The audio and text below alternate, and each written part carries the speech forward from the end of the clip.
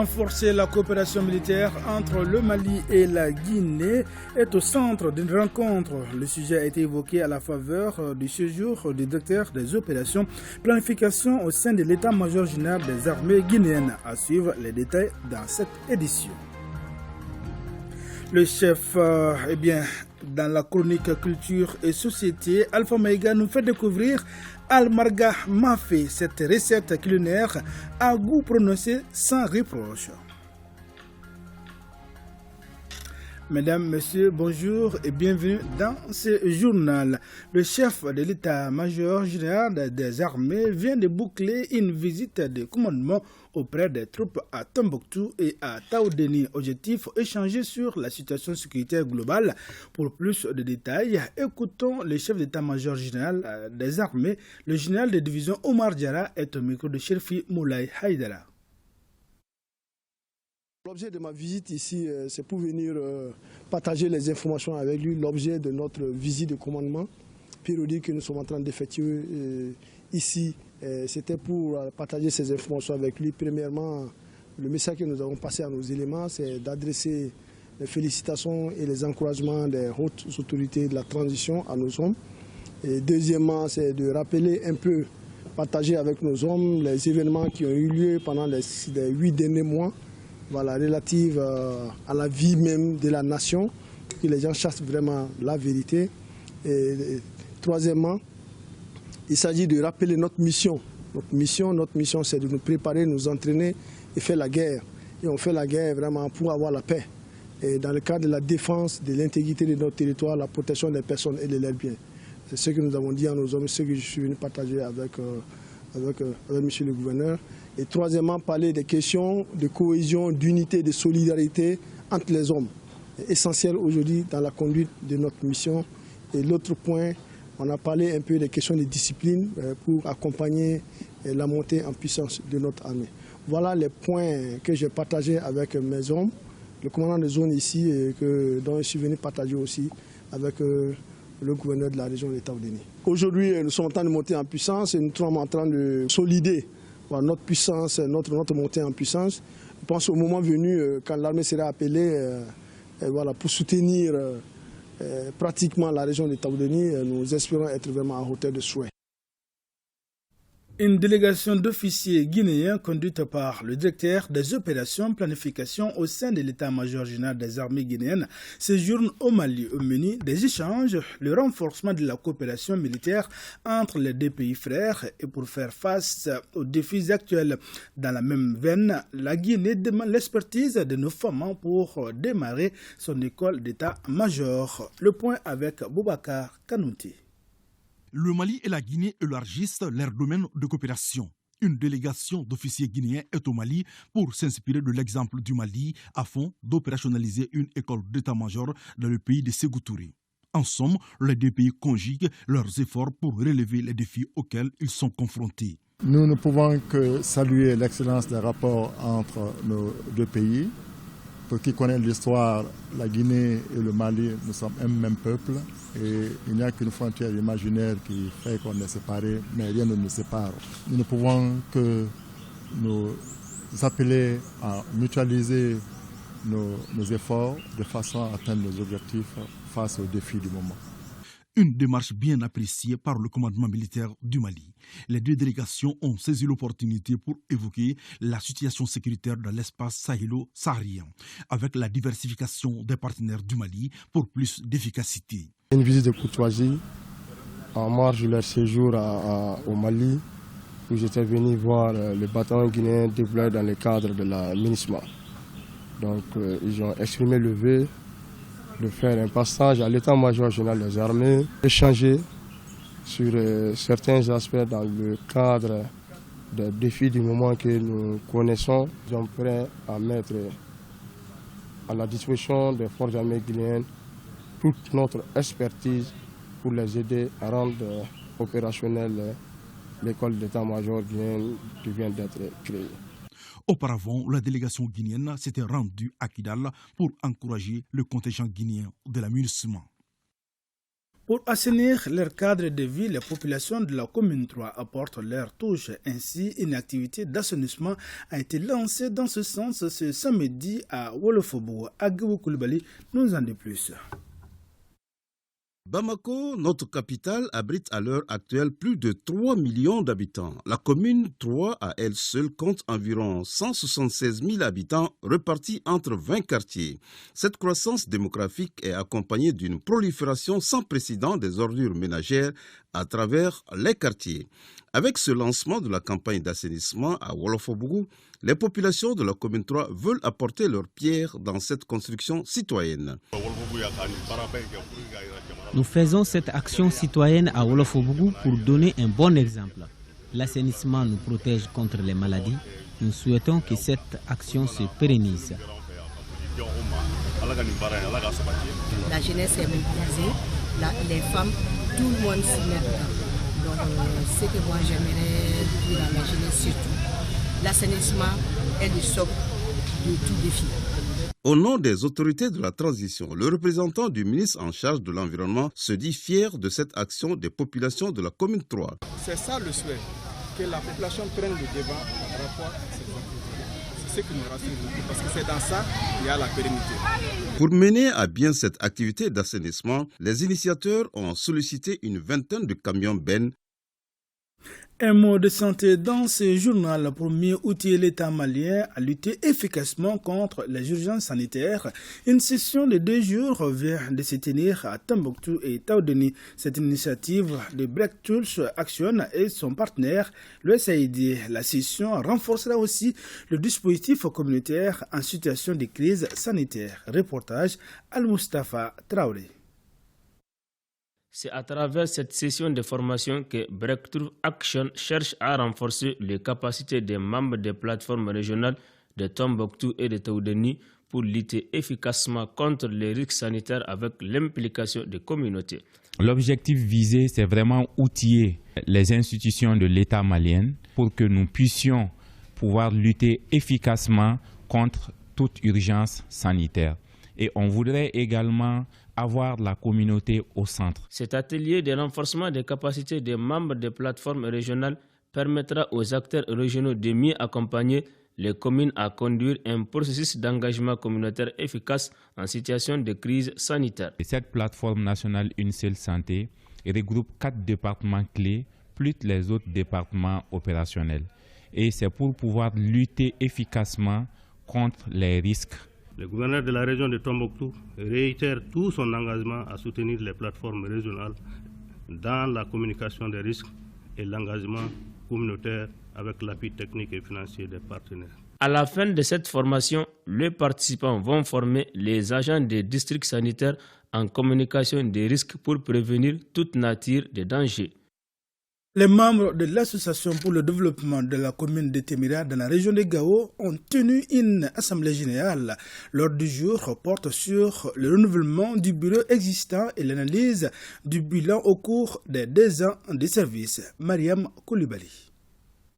Cette rencontre marque la fin de mission pour le bureau exécutif de l'Association pour le développement de la commune de Témira aux commandes depuis août 2020. Pour l'occasion, un regard est jeté sur les activités réalisées par le bureau au cours de ces 2 ans. La maladie à coronavirus et de l'insécurité persistante dans la zone, il n'était pas facile de faire des visites de terrain, de faire des réunions ici. Mais malgré tout cela, nous avons su mobiliser les gens, réaliser la quasi-totalité des objectifs qui nous avaient été signés au sortir de l'Assemblée générale d'août 2020. Entre autres, un sujet qui était très important, l'organisation de la 2e édition du Forum de Témira. Bien que satisfaite des résultats obtenus jusque-là, l'association reste toutefois confrontée à certaines difficultés. Aujourd'hui, il n'y a pratiquement pas de communication. Les réseaux étaient totalement absents de cette zone. Avec la conjugaison des efforts des responsables des plus hautes autorités, le réseau a été rétabli et avec beaucoup de difficultés. Les gens s'en servent aujourd'hui pour beaucoup. Et lorsque c'est défectueux, ça se ressent sur l'ensemble de la population. Au terme de la rencontre, c'est Abdul Karim Miharata Maïga qui succède à lui-même à la tête de l'association. Le nouveau bureau s'attelle à poursuivre les activités déjà enclenchées par le bureau sortant. Kamuna, un village situé à 7 km de Bla, là, le collectif des ressortissants de la localité a tenu la 2e édition de la campagne de reboisement. 1 hectare de terre est aménagé pour la plantation de 3000 plants afin de lutter contre la déforestation. De retour de Bla, le récit de nos envoyés spéciaux Jacqueline Dako et Kramoro Traoré. Lutter contre la désertification, la déforestation et sauvegarder l'environnement sont entre autres objectifs des ressortissants du village de Kamuna. Ainsi, pour cette 2e édition, 3000 pieds seront plantés. Ces plants sont composés d'eucalyptus, de caïcédra, de rogniers, de néré et de cajou. La mobilisation était totale pour cette journée mémorable. Ce symbole qui est là aujourd'hui, c'est le symbole de l'union, le symbole de la paix, qui est encore magnifié par les ressortissants de Kamuna. Je voudrais les encourager à encore renforcer cette communion d'idées. Parce que quand les gens sont ensemble, ils décident des activités de ce genre. En dehors de ça, les problèmes de Kamuna sont connus. Donc toutes ces questions quand même méritent un examen du gouvernement. En plantant le premier pied, le ministre de l'Environnement, de l'Assainissement et du Développement durable promet d'appuyer le village avec un forage pour entretenir ses plants. L'objectif, ce n'est rien d'autre qu'aider nos frères et sœurs qui sont restés au village, alors pour pouvoir redorer notre blason sur le plan environnement, parce qu'on a constaté que les forêts ont sincèrement disparu. Donc il faut initier quelque chose pour pouvoir mettre ça sur place et que les uns et les autres puissent continuer cette mentalité. On est très contents. Autre temps fort de la cérémonie, la remise de cadeaux aux 9 meilleurs élèves du village pour magnifier l'excellence, mais aussi au tout premier enfant né dans le nouveau CSCOM du village, inauguré en 2019. La Forçat civile, en partenariat avec le collectif des intellectuels chrétiens pour la paix, la cohésion sociale et la bonne gouvernance, a organisé samedi dernier une séance de prière à l'église baptiste de Nyamakoro, une prière pour la paix et la réconciliation au Mali. Les détails de cette séance d'adoration et de repentance et d'exhortation avec Bemba Sibi. Au nom puissant de Jésus. Prière de repentance, d'exhortation, d'action de grâce pour la nation et les autorités de la transition. Pendant plus de 2 heures d'horloge, les fidèles de l'église baptiste de Nyamakoro ont prié pour la paix et la réconciliation au Mali. Nous voulons remercier chacun de vous pour votre engagement, votre détermination pour la paix, la sécurité et le développement de ce pays. Car votre présence ici ce matin témoigne de cela. Que Dieu bénisse le Mali, dans la quiétude, dans la paix et surtout dans la bonne santé. Amen. Initiée par la Forçat civile en partenariat avec le collectif des intellectuels chrétiens pour la paix, la cohésion sociale et la bonne gouvernance au Mali, cette journée de prière vise à renforcer le vivre ensemble. Il s'agit aussi de faire comprendre que chaque citoyen est un soldat à sa manière. Le soldat n'est pas seulement le Malien armé en uniforme. Le soldat, c'est aussi le bon chrétien qui se soucie de son pays, qui initie des journées de ce genre, qui prie pour son pays. Le soldat, c'est aussi le bon musulman qui œuvre pour la cohésion sociale et la paix dans son pays. Le soldat, c'est aussi le bon citoyen qui accepte l'autre dans sa croyance, dans sa différence, pour savoir qu'il faut un peu de tout pour faire un pays. Comme quoi, la richesse du Mali, c'est sa diversité socio-culturelle, mais surtout religieuse, car il n'a été imposé à qui que ce soit de partager nos points de vue, mais d'accepter que c'est notre différence qui est notre force. Les épices de Tombouctou ou l'art de bien manger, c'est la chronique culture et société qui nous fait voyager à travers cette thématique. Cette recette culinaire est devenue un patrimoine culturel de la cuisine malienne. Il s'agit d'une cuisine très réputée par la richesse de sa saveur. Almarga m'a fait beaucoup de temps pour l'élaborer. La préparation qui combine plusieurs modes de cuisson. Alpha Maïga, qui n'est pas un cuisinier, plutôt un amateur de la sauce, nous explique.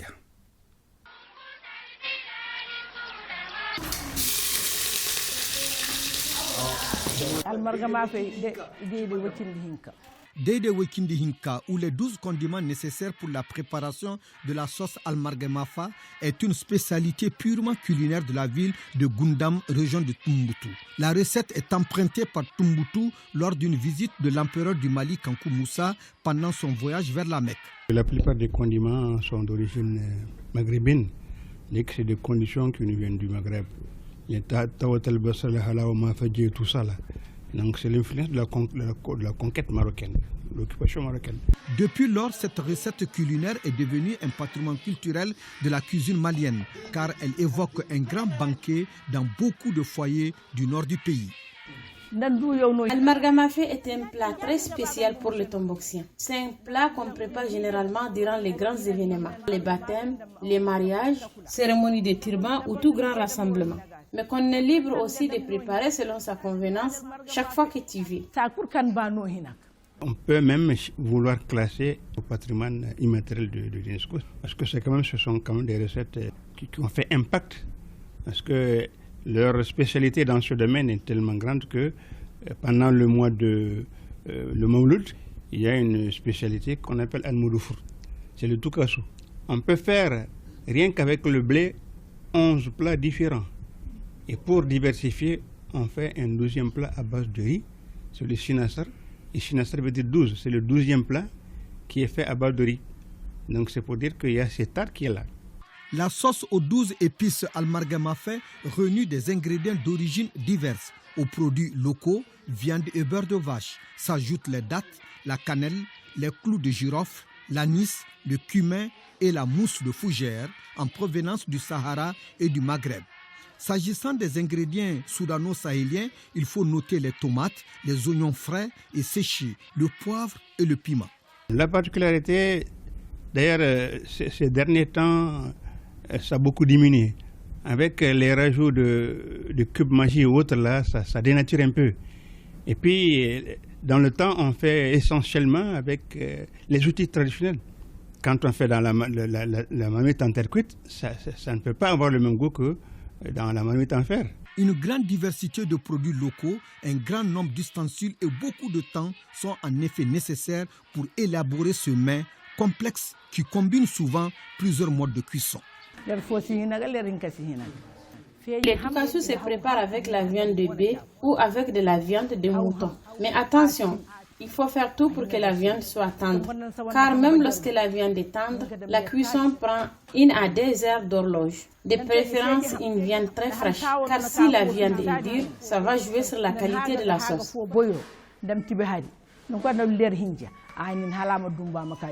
Si ces condiments sont utilisés dans les conditions optimum, c'est-à-dire quand tu viens à Tombouctou, tu ne sens que l'odeur des miettes. À distance. Les 12 épices ou almargamafa, c'est une cuisine sans commune mesure. Plus qu'un simple plat, c'est une œuvre d'art, une cuisine représentative d'une tradition culinaire. Bon appétit avec almargamafé à table. C'est donc tout pour ce journal. Merci de l'avoir suivi. Excellente journée à toutes et à tous.